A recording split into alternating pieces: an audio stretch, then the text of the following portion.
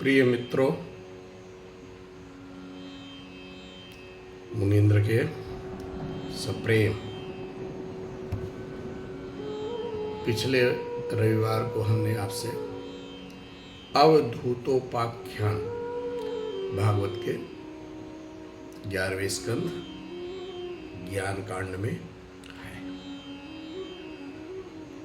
वहां से शुरू किया था और अंतिम गुरु से शुरू किया था। श्लोक बहुत अच्छा लगा था, मैंने विस्तृत विवरण किया, आपने पढ़ा सुना, अच्छा लगा। पढ़ने सुनने और देखने से कुछ फर्क नहीं पड़ता, जब तक उसको अपने जीवन में प्रयोग नहीं करेंगे, अवतरित नहीं करेंगे, तो कोई मतलब नहीं है। डॉक्टर बहुत अच्छी दवाई लिख देता है, बाजार में आपको ही खरीदनी है, खरीद के खानी आपको है। चलिए, आप खरीद भी नहीं सकते, आपके किसी घर के सदस्य ने खरीद के दे दी या किसी ने भी खरीद के दे दी तो भी रोग दूर होने वाला नहीं है। दवाई खानी आपको ही है। आपकी शुगर तभी कम होती है जब आप एक्सरसाइज करोगे, दूसरा करने से नहीं होती, सुन लेने से नहीं होगी। खैर, ये आपकी मर्जी है, आप क्या करना चाहते हैं, कैसे करना चाहते हैं। इस संसार में मुंडे मुंडे मतिर्भिन्ना, सबके अपने जितने मुंडे हैं उतनी मतियां हैं। जिनकी मति सुमिति और सुमिति हो गई, जिनके मति में सु लग गया, वो थोड़ा सा हंसते खेलते इस यात्रा को कर लेते हैं। जहां कुमति हो गई, जहां सुमति तहां संपत्ति नाना, जहां कुमति तहां दुख निदान। और जहां कुशब्द लग गया, दुर्शब्द लग गया मन में, वहां अंधकार ही है। हमारे कहने का मतलब था। तो भागवत के 11वें ज्ञान कांड में 9वें अध्याय में 16 से 21 नंबर के श्लोक में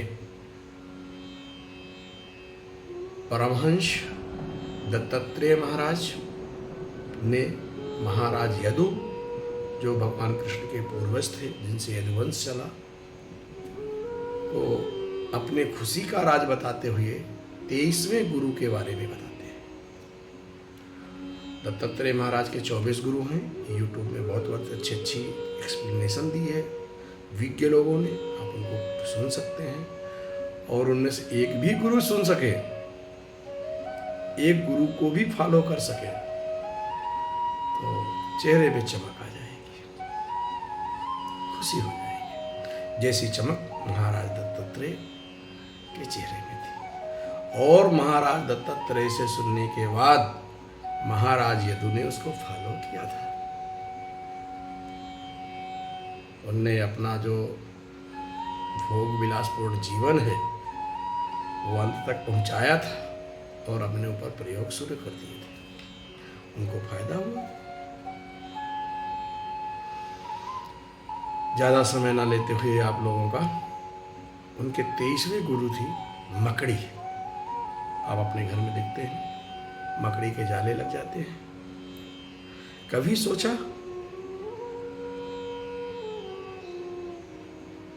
इस मकड़ी से भी एक परमहंस शिक्षा ले सकते हैं। एक कवि सम्मेलन में गया था, वहाँ हास्य कवि लोग थे। उनने बोला कि हम हास्य अपने जीवन के हर जगह से निकाल के रहते हैं। मैंने बिल्कुल माना, सही बात है उनकी। जीवन के हर पहलू से हर चीज निकाली जा सकती है। उसी तरह जीवन के हर पहलू से, अपने आसपास से आप इतनी चीजें सीख सकते हैं कि आपकी जीवन बदल सकती है। जीवन बदलने का मतलब ये नहीं कि आप कुछ दूसरा जीवन रख लोगे। आपके अंदर में जो सोच की प्रक्रिया इतनी जल्दी friction of fraction of second में, एक सोच, दूसरा सोच, तीसरा सोच, चौथा सोच आता जाता है, वो धीरे धीरे कम होंगे और सात्वतता, उनमें नीरवता आएगी, उसमें सततता आएगी और वो प्रवाहित होगी। मकड़ी के बारे में पहला श्लोक लिखा है महाराज कृष्ण उद्धव को बताते हैं कि महामुनि दत्तात्रेय ने यदु को बताया, एको नारायणो देवो पूर्व सृष्टम स्वमायया संहृत्य काल कलया कल्पांतम यदि इदम ईश्वर। इसी श्लोक में पूरे इन पांचों श्लोक का सार आ जाता है। एको नारायणो देवो, एक नारायण, एक परम तत्व, एक महातत्व या एक अंत, जिसका भी आप नाम लेते हो, वो एक तत्व कभी अपनी इच्छा से अपने चारों तरफ के ताने बाने बुनता है और प्रलय काल आने पर उन सबको निकलकर आराम से सो जाता है। मैं सोच करके इसके एक सिमिली जोड़ी, इस संसार के लिए ही हम एक किराए से घर लेते हैं। हम किराए से घर लेकर के धीरे धीरे उसमें सारा सामान का पिटारा जोड़ते हैं। घर आपको कितना अच्छा लगने लगता है। लोग ये मानते हैं कि परमात्मा नहीं है या कहीं आदि और अंत नहीं है इस संसार का, जो जो ब्ला ब्ला ब्ला बहुत सारी चीज़ें आती हैं। तर्क का कोई जवाब नहीं देना चाहिए, वो आपकी शांति ही भंग करता है। यहाँ दरबार में सींग लगा के लोग खड़े हैं आपको सींग मारने के लिए, क्योंकि इनकी सोच उतनी है और आप खुद बेलिद होता है। नारद भक्ति सूत्र का दिन में 2 बार कहता हूँ, वादो नावलंबा, वाद विवाद में आपको नहीं पड़ना है। भाई तू ही सही, तेरा ही राजत्व मैंने स्वीकार कर लिया, काहे के लिए कष्ट कर रहा है। तो हम एक कमरा लेते हैं किराए से, धीरे धीरे उसमें पूरा संसार बसाते हैं। संसार बसाने के बाद अपना काम खत्म हो जाता है या मकान मालिक कहता है कि कमरा खाली करो। हम अपना सामान अपने आप में सपोरते हैं, कुछ बेच देते हैं, कुछ फेंक देते हैं, कुछ ले लेते हैं अपने आप और वहाँ से चल देते हैं। फिर मौका मिला तो दूसरा सामान बिताते हैं। तो ये परम तत्व ऐसा क्यों नहीं कर सकता? उसकी रचना, उसका काल, उसका सोच ज़्यादा बड़ा है। जो आपके 50 साल के जीवन काल में आया है वो नहीं दिखता। जब आप पृथ्वी पे खड़े हो तो पृथ्वी आपको घूमती हुई नहीं दिख रही। जब आप अंतरिक्ष में चले जाते हो तो यही पृथ्वी आपको घूमती हुई दिखने लगती है। आप तो वही हो। उसी तरह अपने जीवन काल में आदि अंत प्रलय हमको नहीं दिखता, पर यह होता है क्योंकि उसका सूक्ष्म रूप हमारे जीवन में घटित हो रहा है। यदि आप इन सब चीजों को सोचेंगे तो एको नारायणो देवो, नारायण देव एक ही है। देवा पूर्व सृष्टम स्वमाया, अपनी माया से। ये संस्कृत में लिखी हुई बातें हैं, अंग्रेजी में बोल लो, उर्दू में बोल लो, चीजें बदलने वाली नहीं है। रैपिंग कुछ भी कर लो, शाश्वत तत्व वही है। फालतू के लोग आपस में लड़ लड़ के रैप बदलते रहते हैं। उर्दू में बोल दिया तो मुसलमान का हो गया, संस्कृत में बोल दिया तो हिंदू का हो गया, अंग्रेजी में बोल दिया तो क्रिश्चियन का हो गया। बताओ भला कितनी छोटी, कितनी न्यून मानसिकता है। यही समस्या है। पर जो चीज जिस भाषा में लिखी गई है मूल रूप से उसी भाषा में पढ़िए। यदि आपको अच्छा गहराई तक जाना है तो आनंद मिलेगा। अपनी माया को फैला करके वो पूरे संसार की रचना करते हैं और प्रलय के अंत में सिकोड़ लेते हैं। एका एवा द्वितीयो अभूत आत्माधारो अखिलश्रय कालेनात्मानुभावेन साम्यम नीतासु शक्तिता। नीतासु शक्तिता, अपनी शक्तियों से इस संसार का भरण पोषण करते हैं। अपनी शक्तियों से सजातीय विजातीय स्वगात कितनी चीजों को रच देते हैं कि ये आपस में ऐसा तंतु बन जाता है कि देख देख के सब खोए रहते हैं। पर इन सब का अधिष्ठान एक होता है। कल मैं एक चीज और सोच रहा था, मैं आपसे मौलिकता पे ही बात करता हूं कि हमारे कहने में 5 तत्व हम लोगों ने माना, क्षिति जल पावक गगन समीरा। आज भी इन 5 से ही बाकी तत्व बनाए जा रहे हैं। विकास, चूंकि डेवलपमेंट की बात चल रही थी कि कौन सा देश कितना डेवलप है। अमेरिका किस बात में डेवलप है? मिट्टी खोद के खनिज निकाला, उसको बेचा या उसको यूज किया और बड़ा बन गया। इसी धरती से, क्षिति से ही बना हुआ है, जल से ही बना हुआ है। जल से खेत में डालो, जल से एनटीपीसी के पावर प्लांट चलाओ, जल से जो करना है वो करोगे। तो सारे संसार का मूल तो जल से ही आया। अब जल को तोड़ के आप हाइड्रोजन अलग कर लोगे, ऑक्सीजन अलग कर लो, या जल से और कुछ अमोनिया बना लोगे, क्रैक कर लोगे, ये कर लोगे, मूलतः वही है। जमीन में पाए जाते हैं कि आकाश में पाए जाते हैं कि जल में पाए जाते हैं कि वायु में पाए जाते हैं, इन्हीं सब चीजों में पाई हुई चीजों को ही आप उपयोग करके आज भी इस संसार को रच रहे हैं।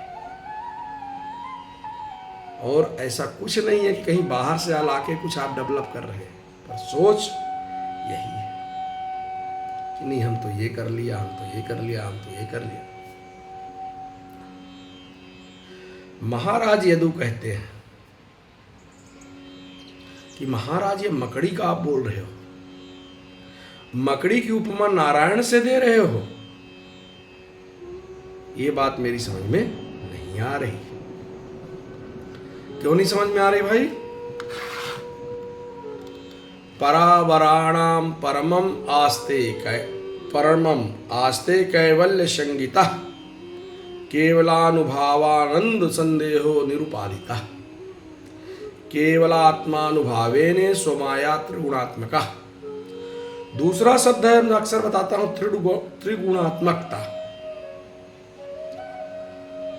त्रिगुण, 3 गुणों का मिलना, 3 चीजों का मिलना अपने यहाँ बहुत शुभ माना गया है। इस प्रकृति को त्रिगुणात्मक माना गया है। चरक में मेडिकल साइंस को त्रिगुणात्मक माना गया है। बहुत सारी ऐसी चीजें हैं, इसमें स्वयं के कैवल्य रूप में एक और अनुभव, अद्वितीय स्वरूप से विराजे हुए भगवान निर्लिप्तता का भाव लेकर के इस संसार को रचते हैं। उनके द्वारा बनाया हुए संसार में और हमारे द्वारा हुए बने संसार में बहुत बड़ा एक फर्क होता है, और वो क्या होता है? निर्लिप्तता का। भगवान अपने संसार को बनाता है पर उसमें लिप्त नहीं होता है। उसमें आपस में इसको इसको इसको इसको समभाव रखता है। कृष्ण से बड़ा संभावी कौन हो सकता है? दूसरों को मारने के लिए अपने पूरे कुनबे की रचना कर ली और अपने कुनबे को भी उन्हीं से मरवा दिया श्रापित करके। ये होती है संलिप्तता, ये होता है वैराग्य, ये होता है योग। आपको कोई चीजें प्रिय ना लगे, समय होने पर जितने दिन उनका काम है उतने दिन वो प्रिय लगे, वो भी बाहरी तौर पर। आंतरिक तौर पर सिर्फ परमेश्वर प्रिय लगे। तेरा तुझको अर्पण क्या लागे है मेरा, दिन भर पुजारी मंदिर में गाता है, हर भजन के नीचे लगा हुआ है। तुदीयम वस्तु गोविंदम तुभ्यमेव समर्पितम ग्रहण शुम्भ को भूत्वा प्रसिद्ध परमेश्वर। पर सब कुछ हमारा हो तो जाए, हम इसी चिंता में हैं कि सब कुछ हमारा हो जाए, सब कुछ हमारा हो जाए, सब कुछ हमारा, हम हमारे ना हो जाए, हम हमारे ना हो जाए, बहुत गहरी बात है। बाकी सब कुछ हमारा हो जाए। इस तरह जब उनसे पूछा गया कि ये साहब भगवान, ये मकड़ी से आपने क्या शिक्षा ग्रहण करी? नारायण की उपमा मकड़ी से दे रहे हैं। बोले देखो, मकड़ी की उपमा आज की डेट में सबसे सार्थक है। मकड़ी क्या काम करती है? मकड़ी जन्म लेती है, थोड़ी बड़ी होती है, और मकड़ी के पास एक स्पेशल, मकड़ी इस्लाम में भी बहुत प्रिय है, आप जान के रखना। हमारे में तो है ही है, चूंकि हम एक ही धर्म पढ़ते इसलिए मुझे ईसाइयों का नहीं पता, पर इस्लामिक कंट्री में भी मकड़ी का बड़ा रोल है। तो मकड़ी क्या काम करती है? अपने मुंह से एक विशेष तरह का द्रव्य निकालती है। द्रव्य निकाल करके एक जाला बनाती है। जाले को फैला के चुपचाप किनारे में बैठी रहती है, मजे से मजा लेती है। उसमें कीट आके फंसते जाते हैं, उनको वो भक्षण करती जाती है, और जब चाहती है तब उस जाले को अपने मुंह के अंदर समेट करके दूसरी जगह चल देती है। हे महाराज यदु, भगवान का यही काम है। जिस तरह वो अपने मुंह से, अपने शरीर से, अपनी इच्छाओं से पूरी दुनिया का रचना करते हैं, उसी तरह एक दिन इस पूरी दुनिया को समेट लेते हैं और अपने अंदर अवस्थित कर लेते हैं। गीता भी मैं पढ़ रहा था एक दिन, गीता में भी जब विशाल रूप दिखाया है तो अर्जुन भी यही कह रहा है, ये महाराज आपकी सारी सेना तो आपके मुंह में घुसती जा रही है, हमको डर लग रहा है, युद्ध कौन करेगा? तो ये जितना भी हमारा सारा सेटअप है, सारा स्थापना है, इन सब के लिए हमको इस भाव को ही जागृत करना पड़ेगा कि हमारा ये कुछ नहीं है। हम किराए के हैं। हो सकता है कोई घर आदमी किराए से लेता है 7-6 महीने, 1 साल के लिए, हम यहाँ 70-80 साल के लिए हैं। इससे आगे हमारा कुछ नहीं है।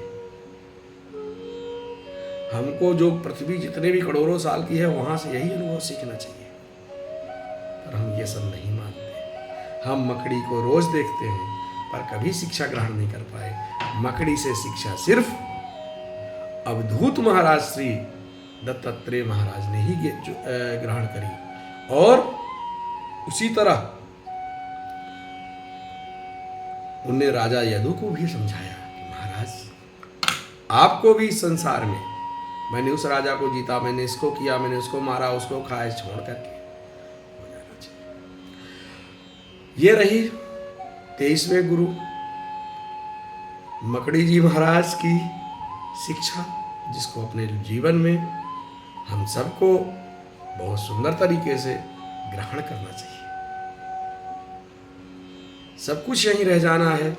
अपने पूर्वजों को देख लीजिए, आपके बाबा जी ने क्या सोचा था, पिताजी ने क्या सोचा, आप क्या सोच रहे हो, आने वाली औलाद क्या सोचेगी, सब चलती रहेगी।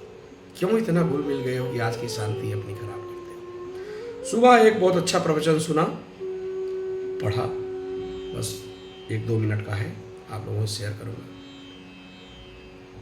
आपके इस शरीर में कुछ चीजें आनी चाहती हैं, जैसे क्रोध है, मद है, लोभ है, इस तरह की बहुत सारी बाहरी चीजें आपके अंदर आनी चाहती हैं और आप उनको आत्मसात कर लेते हो। जबकि अपने घर में एक द्वारपाल रखते हो कि जो चीजें नहीं आनी चाहिए, ये उसे निर्वाण उपनिषद की बातें हैं। ऋषि कहता है, जो ऋषि ने भगवान से अपनी रक्षा का मांगा है और बड़े विनोद के साथ बोला है कि हम इसकी व्याख्या कर रहे हैं, व्याख्यास्मि, ना कि लिख रहे हैं। उपनिषद तो बहुत ही ऊपर लेवल के ग्रंथ हैं। उन ग्रंथों को पढ़ के और जीवन में धारण कोई नहीं करता। आज तो कोई नहीं करता। आज तो बस 4 तरह के कपड़े पहनो, बड़ा चंदन लगाओ और भाषण दो, करोड़ों कमाओ वाले, ये नहीं। ऋषि कहता है, जिसने भी निर्वाण उपनिषद की, अहम व्याख्यास्मि, मैं उसकी व्याख्या कर रहा हूं। किसकी? निर्वाण उपनिषद की। उसमें उनने बोला है कि रे मन क्या है? उनने पहले बताया, सोचने की, चिंतन करने की एक प्रक्रिया है मन। अब कोई चीज कहीं तो अवस्थित होगी, कहीं तो रखी होगी। मन कहाँ रखा है? कहाँ ये बैठा है? किस घर के अंदर है? कोई दरवाजे खिड़की है कि नहीं जो सोच सके? आज हमने धर्म को बताया 4 बजे पानी पीना है, 3 बजे खाना खाना, 1 बजे उपवास करना है, ये हो गया धर्म। 5 तो रोजा रख लेना, 3 तो नमाज पढ़ लेना, हो गया धर्म। उपनिषद ये नहीं कहते। उपनिषद से बड़े ज्ञान कहीं नहीं। उपनिषद कहते हैं कि ऋषि कभी भी नैतिक नहीं होते थे। नीति की ये बात नहीं होती थी उनके पास, वो ज्ञानी होते थे। तो ऋषि कह रहे हैं कि मैं व्याख्या कर रहा हूं और इस शरीर के अंदर जाने वाली चीजों का एक द्वारपाल, हम तो एक कुत्ता भी पाल लेते हैं कि मेरे घर में कोई ना आ जाए। आपने शरीर में घुसने के वाली अशुद्धियों के लिए क्या कुत्ता पाला है? एक मास्क जरूर लगाते हैं कि डस्ट ना आ जाए। बस मानसिक दुर्गतियां आने के लिए आपने कौन सा करप्शन वो डाला सॉफ्टवेयर, एंटीवायरस? कुछ नहीं डाला। हम अपने दैनिक जीवन से नहीं सूखते हैं, वायरस ना आ जाए हमारे लैपटॉप में, हम डालते हैं एंटीवायरस। अपने इस मन में, अपने इस तन में यदि भक्ति रूपी, ज्ञान रूपी, चिंतन रूपी एंटीवायरस लगा लो मेरे महाराज, तो जीवन सुखपूर्ण हो जाए। रोज रोज की खटपट आपको कभी व्यथित नहीं करेगी, बात से लड़ाई कभी आपको व्यथित नहीं करेगी। वो आपको ऐसा बोलेगा ही बोलेगा क्योंकि उसमें एंटीवायरस नहीं है। आप अपने एंटीवायरस लगा लो और सुखी हो जाओ। मैं चाहता हूं आप सुखपूर्वक जो चीजें हो रही हैं होने दीजिए, ना तो रोकिए ना तो बढ़ाइए। ये प्रकृति का समायोजन है, जहां है वहां का आनंद लीजिए। हमारे मजले भाई साहब बहुत अच्छी बात बोलते हैं, स्वामी हरि चैतन्य, आप जहां हैं वहां के मजे लीजिए।